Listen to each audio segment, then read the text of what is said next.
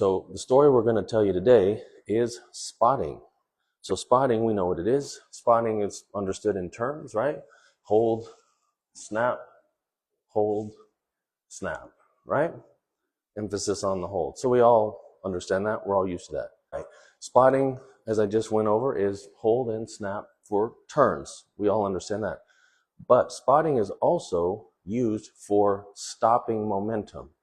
So the resolution of a movement to bring about stability. So I'm going to give you an example, okay? This fouette move, right? At the bar, right? Fouette move, okay? So I'm going to show you how to use spotting to bring stability to the resolution of the movement so that you can go into the next movement. And I'll show you from a couple different angles.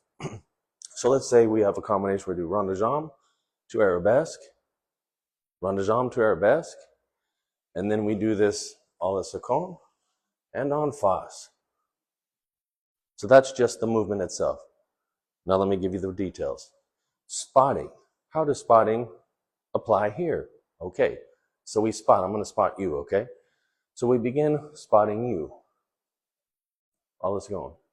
Then, as we turn, we look there to complete the movement.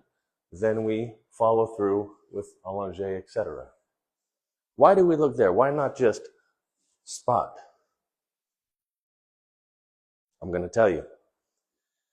Because if you do this quickly, right, what tends to happen with rotating moves is the inertia keeps you going, when in fact you need to stop.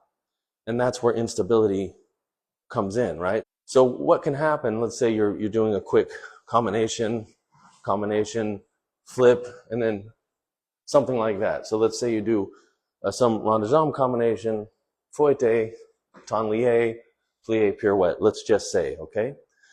So I'm going to break down that combination for you. So we go, the setup, rond de jambe, start to spot, put the head there, then tablier, and then, pirouette, whatever you want to do after that.